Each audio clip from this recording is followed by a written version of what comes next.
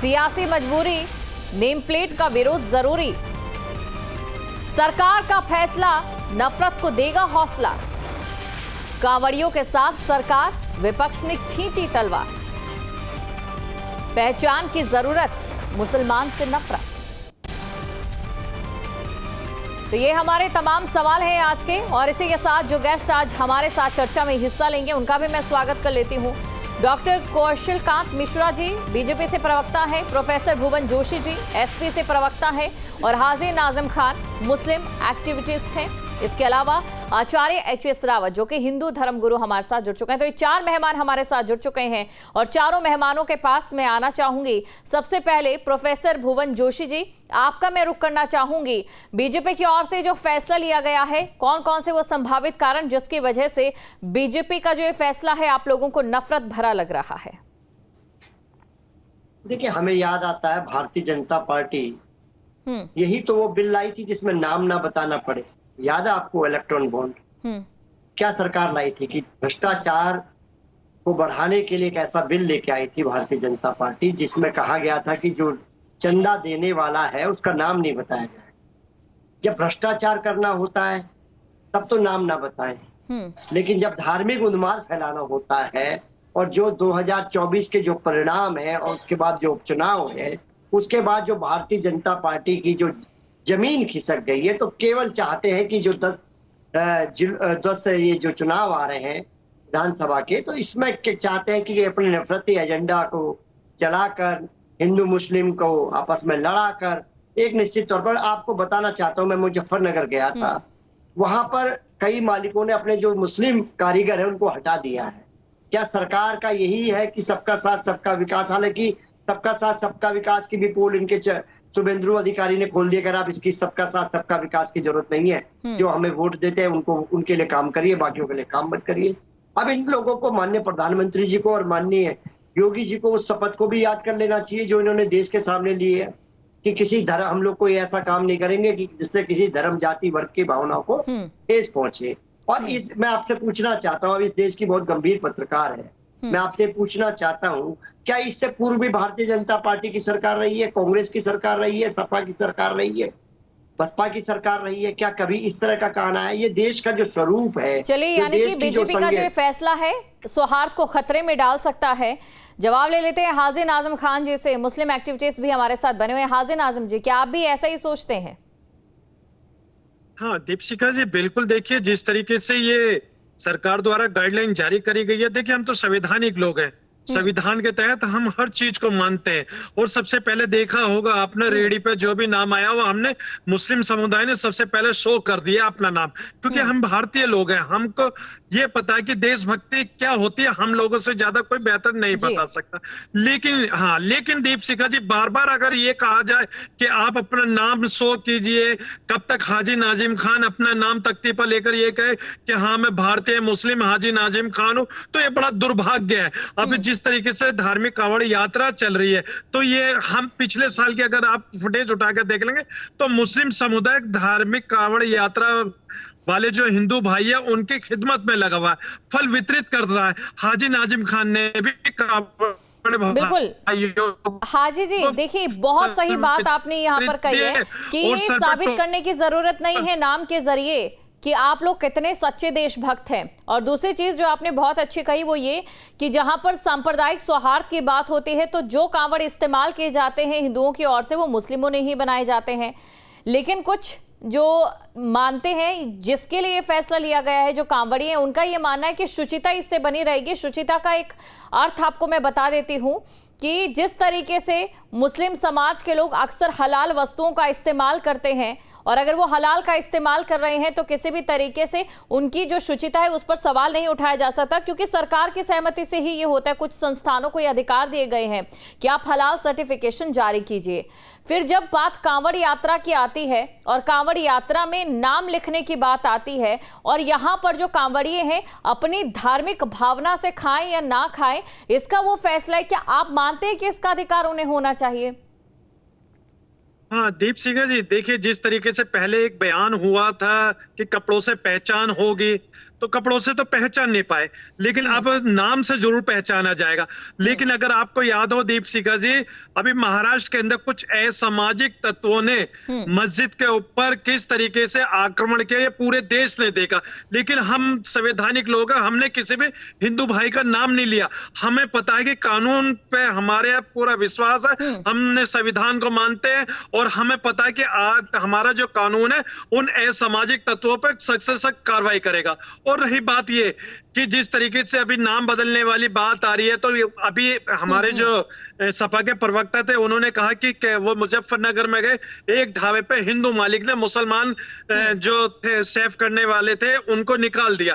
तो इसका मतलब यह है कि अब बेरोजगारी दिन बढ़ जाएगी। से जान लेते हैं इसका जवाब। कौशल कांत जी, ये सवाल है कि बेरोजगारी का संकट खड़ा हो जाता है अब ऐसे में अगर नाम के आधार पर भेदभाव किया जाता है, लेकिन इसी के साथ एक सवाल तो ये भी है कि बहुत से रेस्टोरेंट ऐसे हैं जहां पर सिर्फ और सिर्फ मुस्लिम ही काम करते हैं, वहां पर बाकायदा नेम प्लेट भी लगाई जाती है, हलाल और हराम का जो एक सर्टिफिकेशन भी जारी किया जाता है, ये भी तो कहीं ना कहीं शुचिता के लिए ही किया जाता है ना।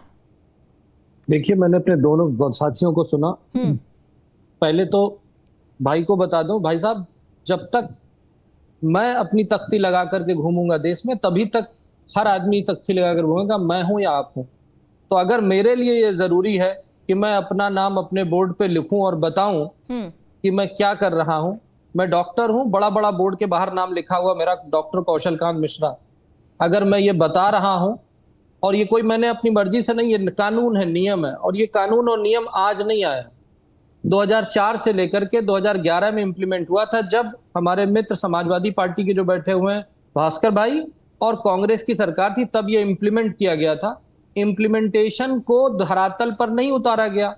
अब उसी कानून को अगर धरातल पे उतारा जा रहा है, और एक और आर्टिकल है कंज्यूमर प्रोटेक्शन आर्टिकल 1986, वो ये बताता है हमें कि हर कंज्यूमर को राइट टू चूज है, राइट टू कंज्यूमर एजुकेशन है, राइट टू सेफ्टी है, राइट टू इंफॉर्मेशन है, right to redressal and right to heard है।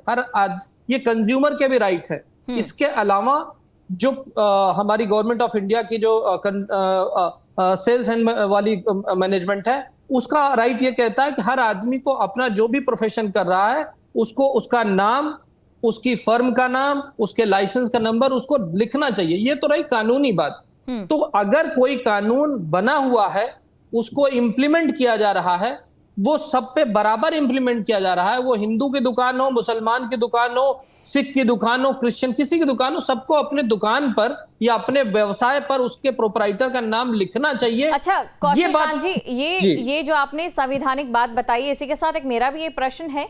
सामाजिक ढांचा आपने देखा है जिसमें अक्सर छुआछूत की बात करें या दलितों को लेकर बात करें, उसमें भले ही हम ये बातें करते हो कि आज के जमाने में मान्य नहीं है, लेकिन आप जानते हैं सामाजिक ढांचा गाँव में, गाँव की शैली में किस तरीके से उभर कर सामने आता है। तो ऐसे में उन लोगों के साथ भी तो क्या भेदभाव हो सकता है अगर नेम प्लेट जारी की जाती है? तो जिस सामाजिक ढांचे की आप बात कर रही हैं, हलाल इकोनॉमी जिसको आपने थोड़ा सा टच किया, मैं उस पे और ज्यादा जाता हूं। हलाल इकोनॉमी इज नॉट हलाल मीट एलोन। मैं अपने दोनों साथियों को और आपको शायद आपको पता ही होगा कि हलाल मीट एक अलग चीज है, हलाल खाने की चीज एक अलग चीज है, इसके अलावा एक हलाल इकोनॉमी चलती है, और जिसका टोटल क्वांटम आज के समय में दुनिया में गूगल करके देखिए 7 ट्रिलियन की इकोनॉमी हो चुकी है। हमारे देश में भी ये करीब 1 ट्रिलियन के आसपास की है। अब वो हलाल इकोनॉमी में जो सर्टिफिकेट देता है, हलाल सर्टिफाइंग काउंसिल ऑफ इंडिया देती है, उसमें आप उसमें अगर जाकर के देखेंगे तो उसमें इंटीग्रल पार्ट है कि हलाल के प्रोडक्शन का सर्टिफिकेट तभी मिलेगा जब उसमें प्रोडक्शन से लेकर के डिलीवरी तक हर आदमी अगर मुस्लिम होगा। एक तरफ तो इतनी बड़ी इकोनॉमी में मुस्लिम केवल मांगे जाएंगे और बाकी सारा सेक्शन, चाहे वो हिंदू हो, चाहे वो क्रिश्चियन हो, चाहे वो सिख हो, चाहे बौद्ध हो, चाहे जैन हो, इसलिए हलाल का टॉपिक जो है मैंने यहाँ पर उठाया। रावत जी, मैं उस पे आ रहा हूँ। जस्ट छोटा सा जवाब मांगना, जस्ट छोटी सी चीज, जस्ट लास्ट चीज, मैं एक आपको पता है, गूगल पे सर्च कीजिए, केरला में हलाल सोसाइटी है, रेजिडेंशियल सोसाइटी बनाई गई है। हमारे चेन्नई में हलाल हॉस्पिटल है, गूगल पे जाके देखेंगे हलाल डेटिंग आती आपके पास। इसी सवाल के साथ एच एस रावत जी भी हमारे साथ बने हुए आचार्य हैं। एच एस रावत जी, कांवड़ियों के तौर पर मैं आपसे पूछना चाहूंगी, हिंदू धर्म गुरु हैं आप, कि अगर अपने धर्म की शुचिता जाहिर करनी है या सुनिश्चित करनी है तो इस तरीके का अगर फैसला आता है तो ये कितना लाभदायक, सुविधाजनक हो सकता है या कितना नुकसानदायक हो सकता है? दीपशिखा जी, संविधान हर आदमी को अपने धर्म और अपनी शुचिता का अधिकार देता है। संविधान ये नहीं कहता है कि आप किसी की मिठाई में पेशाब मिला दो। संविधान ये नहीं कहता कि आप जो भी फल तोल रहे हो वो थूक लगा के तोल रहे हो। संविधान ये नहीं कहता कि आप गोलगप्पे में नाले का पानी मिला रहे हो। संविधान ये नहीं कहता कि आप गटर में सब्जियों को धो करके आप हिंदुओं को बेच। चलिए किसी धर्म विशेष से इसको नहीं जोड़ते हैं, लेकिन सिर्फ कांवड़ियों की बात करते हैं और कांवड़ियों के लिहाज से जानना चाहती है फैसला धर्म की शुचिता को सुनिश्चित करने के लिए कितना सही या गलत? जब ये बहुत अच्छा है, बहुत अच्छा फैसला है। योगी जी ने जो फैसला लिया है बहुत ही शानदार है, क्योंकि हर आदमी को अपनी शुचिता का अधिकार बनता है। अब तक जो इतिहास गवा रहा है, जब तक अभी हमारे पास रिपोर्टें, जितनी भी सरकारी रिपोर्टें जहां पर FIR लॉन्च हुई हैं, उनकी बात कर रहा हूं मैं। अहमदाबाद के अंदर एक समोसे बेचने वाले थे व्यापारी, और वो बीफ मिला करके बेच रहे थे। वहां पर वहां के फूड डिपार्टमेंट ने जब छापा मारा तो FIR हुई, वो उनकी फैक्ट्री भी सील हुई और दुकान भी सील हुई। इस प्रकार की जो चीजें ये कर रहे हैं, ये अपनी शरीयत के हिसाब से अपने को जन्नत में लाने के लिए, हिंदुओं का धर्म भ्रष्ट करने के लिए किया जाता है। तो ये फैसला जो योगी जी लेके आए बहुत ही शानदार फैसला है, और इससे मैं खुश हूं। इससे जैन भी खुश है, बौद्ध भी खुश है, सभी खुश है, क्योंकि हर आदमी चाहता है कि वो अपना जब पूजा पाठ करता है, अपनी तपस्या में लीन होता है, कावड़ यात्रा लेके जाता है, उसको शुद्ध खाना मिले, शुद्ध फ्रूट मिले, कोई भी चीज लेता है, शुद्धता का अधिकार उसका बनता है। इसलिए फैसला स्वागत समाज का व्यक्ति क्यों ना दे, ये भी यहाँ पर जरूरी हो जाता है। प्रोफेसर भुवन जी, आपके पास में आना चाहूंगी और आपसे समझना चाहूंगी कि अगर धार्मिक शुचिता निर्धारित करने के लिए फैसला लिया गया है और वही धार्मिक शुचिता हलाल के माध्यम से भी साबित हो रही है, तो दोनों फैसलों में इतना विरोध क्यों हो रहा है एक इस फैसले का, जब बात हिंदुओं से जुड़ी होती है, और दूसरी तरफ की एक तरफ उसी के समानांतर हलाल भी तो चल रहा है, उसका कहीं विरोध नहीं किया गया, जबकि हम जानते हैं कि कितने ऐसे लोग हैं जिन्हें मुस्लिम हैं जिन्हें रोजगार भी मिल रहा है। दीपशिखा जी, आपकी बात को मैं एक शेर के द्वारा, बशीर बद्र साहब के शेर के द्वारा बताना चाहूंगा। वो दिलों में आग लगाएगा, मैं दिलों की आग बुझाऊंगा, उसे अपने काम से काम है, मुझे अपने काम से काम है। हम समाजवादी हमेशा इस देश के सौहार्द के लिए, इस देश की मोहब्बत के लिए, इस देश की सेकुलर फॉर्म के लिए, और भारतीय जनता पार्टी जो है नफरत फैलाती है। को मार दिया होता। मैं हाथ जोड़ता हूँ भाई साहब, मैं रावत जी बोलने दीजिए। मैं भी हाथ जोड़ दिया। नहीं, मैं डिबेट नहीं करता। ये नकली बातें करने का फायदा क्या है? मायावती मारती होती है। मैडम इनसे बुलवा। रावत जी, प्रोफेसर भुवन जिसे सुन लेते हैं वो क्या कह रहे हैं, सभी के पास समय अनुसार। मुझे इनकी एक भी बात पसंद नहीं, लेकिन फिर भी मैंने ध्यान से जी बोलिए सुन लीजिए।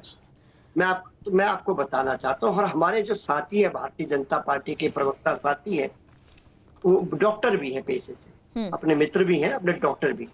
मैं इनसे कहना चाहता हूँ, आदरणीय योगी जी से एक और विधेयक और एक कानून लेकर आ जाए कि जो ब्लड हम लोग डोनेट करते हैं उसमें भी पूरा हम अपना नाम लिख लें, और वो शीशियों में आना चाहिए, साथ के साथ आना चाहिए, क्योंकि उसमें आना चाहिए कि ये रहमान खान का है या ये भुवन जोशी का खून है। अब जब काम कर ही रहे नफरती एजेंडे का, तो इसे पूरा कर दीजिए, हर गुर्दों पे लिख दीजिए, आंखों पे लिख दीजिए, सब पर लिख दीजिए नाम। अब आपने जब नफरत और इस नफरती एजेंडे को हालांकि जवाब दिया इस जनता ने 2024 में दिया है, उपचुनाव में दिया है, और 10 जगह अब जो विधानसभा के चुनाव है, ये 30 करोड़ उत्तर प्रदेश के लोगों पर हम पे विश्वास है कि सौहार्द की जीत होगी, नफरत। ये बहुत सही बात कही है प्रोफेसर भुवन जोशी जी आपने, कि आखिरकार सभी का धर्म एक है, मानवता, और इस तरीके के जो फैसले होते हैं कहीं ना कहीं विच्छेद भी कर देते हैं तमाम धर्मों के बीच। जान लेते हैं मुस्लिम एक्टिविटीज जो हमारे साथ बने हुए, जो सपा प्रवक्ता के जो हमारे साथी, उन्होंने जो बात कही है कि अगर खून की शीशी भी ली जाती है तो उस पर भी नाम लिख देना चाहिए, ताकि ये पता चल सके कि किसका खून है और किसका खून हमें चढ़ाया जा रहा है। इसीलिए इन तमाम चीजों का अंत होना चाहिए, मानवता की जीत होनी चाहिए। तो क्यों ना इसकी शुरुआत हलाल और हराम से कर दी जाए सर? हाजी नाजिम खान जी। हाँ देखिए बिल्कुल हाँ दीपशिखा जी, भुवन जी ने जो बात कही है बड़ी अच्छी है, सराहनीय है। क्योंकि देखिए ब्लड का कोई धर्म नहीं होता, लेकिन ढूंढने वाले फिर भी ब्लड के अंदर धर्म ढूंढ लेंगे कि ये हाजी नाजिम का ब्लड है या भुवन जी का ब्लड है, तो फिर भी ढूंढ लेंगे। लेकिन मैं बार बार इसी बात को कहता हूँ, ये देश संवैधानिक है, हम सबका एक राइट बनता है कि पूरे भारत की सिर्फ और सिर्फ एक ही धार्मिक पुस्तक है जिसका नाम संविधान है, और उसी संविधान ने हम सबको राइट दिए। आर्टिकल 25 का जो हमारा आर्टिकल 25 का जो हमें परमिशन देता रिलीजियस की, तो मैं उसके बारे में भी कहता हूँ कि मैं क्या खाऊं, क्या पीऊं, कैसा रहूं, ये संविधान ही हम लोगों को परमिशन देता। लेकिन दुख जब होता है जब हाजी नाजिम खान को अगर ये कहा जाए कि आप अपनी देशभक्ति, अपना नाम बताने के लिए अपने नाम के अपने हाथ में तख्ती लेकर कहें कि हाँ आप भारतीय मुस्लिम हाजी नाजिम खान हो, नहीं समझे, तो बड़ा मैं दुख बस होता इतना है। कह रही हूं कि अगर आप लोगों की जो शुचिता है वो साबित होती है हलाल प्रोडक्ट से, लिपस्टिक में भी हलाल की मांग की जाती है, तो अगर कांवड़िए जब धार्मिक यात्रा पर जाते हैं उसके लिए सिर्फ उनको नाम जानने का अधिकार होता है, तो उसमें किस तरीके का एक नफरत का जो एंगल है वो घुस जाता है। और जबकि वही चीज तब भी हो सकती है कि जब हलाल के प्रोडक्ट होते हैं, उनमें सिर्फ जो मुस्लिम वो रोजगार है उन्हीं को मिल सकता है, लेकिन तब इस तरीके की बयानबाजी सामने नहीं आती कि ये देश सेकुलर है। लेकिन जब बात यहाँ पर आती तो देश के सेकुलरिज्म को लेकर ये कहा जाता है कि भेदभाव हो रहा है। हालांकि मैंने बीजेपी के प्रवक्ता से भी पूछा जातिगत उसको संवेदना को लेकर, लेकिन मेरा सवाल यही है कि जब एक तरफ शुचिता साबित करने के लिए हम हलाल का इस्तेमाल कर सकते हैं, तो शुचिता साबित करने के लिए एक धार्मिक महीने में हम नाम का इस्तेमाल कैसे करें? हाँ दीपशिखा जी, आप मुझे 10 सेकंड देना, इस 10 सेकंड में मैं सब कुछ समझा दूंगा। जी। हाँ देखिए, जिस तरीके से मुजफ्फरनगर में नाम शो करने का एक जिस तरीके से फरमान जारी हुआ है, तो मैं उस पर ये कहना चाहता हूं कि हमारे उत्तर प्रदेश सरकार को ये कर देना चाहिए कि जितने भी फल जो कांवड़ यात्रियों को देना, ये सब नैतिक जिम्मेदारी उत्तर प्रदेश सरकार की होनी चाहिए, ताकि उसमें कोई भी मुस्लिम समाज वहां फल ना बेच सके, ना कोई हिंदू भाई वहां फल ना बेच सके। क्योंकि जब सरकारी सारी जिम्मेदारी ले लेगी तो हमारे कांवड़ भाई की जो आस्था है वो बिल्कुल बनी रहेगी। लेकिन बार बार मैं एक ही बात कह रहा हूं कि हर मजहब को आप टारगेट ना कीजिए, क्योंकि ये देश संवैधानिक संविधान से चलता है। अगर हाजी नाजिम को दीपशिखा जी के नाम से जाना जाए और दीपशिखा जी को हाजी नाजिम से जाना जाए, तो ये बड़ा देश का दुर्भाग्य है। मैं बार बार इसी बात को कहता हूं कि देश के अंदर हमारी आइडेंटिटी जो पैदा करी जा रही है बिल्कुल गलत है, ये नहीं होना चाहिए। अगर इसी के अंदर हम जैसे ठेले पे अपना नाम लगा रहे हैं दीपशिखा जी, कहीं कोई असामाजिक तत्व वहां पर आ जाए और हमें आइडेंटिफाई करके हमारे साथ कोई भी अप्रिय घटना करते हैं, तो उसकी जिम्मेदारी शासन और प्रशासन की होगी। तो इस तरीके का माहौल जो देश के अंदर बन रहा है, तो ये ना बनना चाहिए, क्योंकि ये हिंदू का भी है, मुस्लिम का भी है, सिख का भी है, ईसाई का भी है। और हम ये कहते हैं कि हिंदू भाइयों की आस्था का पूरा ध्यान हम मुस्लिम समाज रखते हैं। उनको क्या खाना क्या पीना, अगर कहीं होटल पे भी हो जाते हैं कि जब मुस्लिम समाज के लोग होते हैं और अगर हम वो सूट पहनते हैं जो किसी अब्दुल भाई ने सिला है, या उनसे अपने बाल बनवाते हैं जो किसी नासिर जी हैं, कोई हमारे हेयर ड्रेसर, तो बड़ा सवाल तो यही होता है ना कि हम अगर भेदभाव नहीं करते हैं, हलाल और हराम को लेकर सवाल नहीं खड़ा करते हैं, तो यहाँ पर धार्मिक जो शुचिता है उसे सुनिश्चित करने के लिए सवाल क्यों यहाँ पर खड़ा किया जा रहा है? जी कौशल जी, कुछ कहना चाह रहे हैं आप? मैं सिर्फ 2-3 बातें कहूंगा।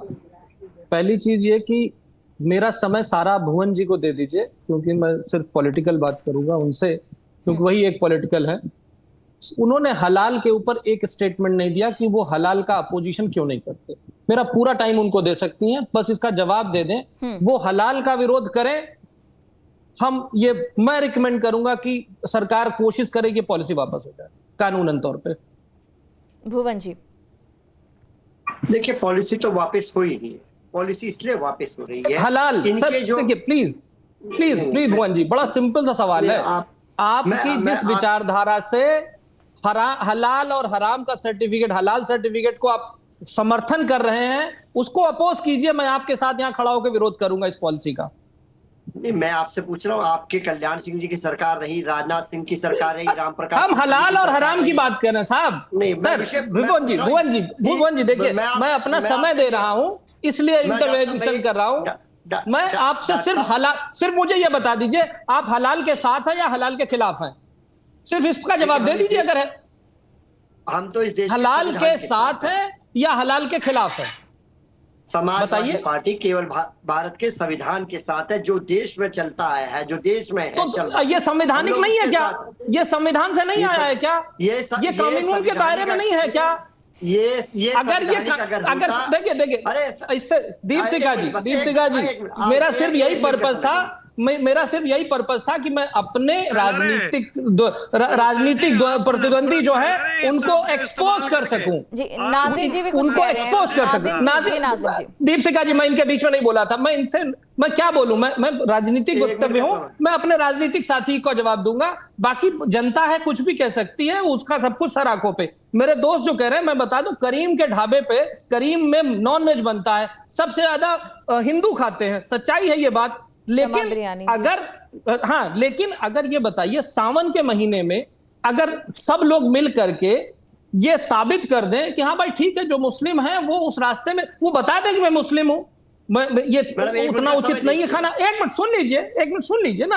आप ईमानदारी की बात करें तो ईमानदारी का डिस्कशन करते हैं ना। आप ये बताइए, मैं हिंदुस्तानी हूं ना, मैं काबा के दर्शन करना चाहता हूं, क्या पूरी दुनिया का कोई भी मुसलमान मुझे काबा ले जा सकता है? सिर्फ इसलिए नहीं ले जा सकता क्योंकि मैं हिंदू हूं, करेक्ट ना? उसी तरीके से सावन के महीने में अगर जो लोग कांवड़ यात्रा कर रहे हैं, जो व्रत हैं, उनको प्लीज नहीं,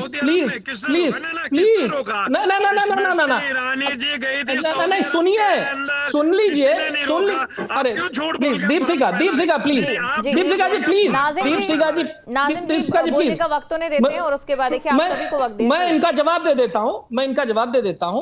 सऊदी अरेबिया में जाना अलाउड है, लेकिन क्योंकि मैं ये कर चुका हूं, पूछ चुका हूं ना कि मैं जाना चाहता हूं, तो बोले नहीं आप वहां जा सकते हो, पर उनके वो जो दर्शन जहां पे वो पत्थर मारा जाता है वहां पे आप नहीं जा सकते। चलिए, आप चारों का शुक्रिया। और जी आप चारों का शुक्रिया। मैं सिर्फ दीप सिंह का ये कहना चाहता हूं।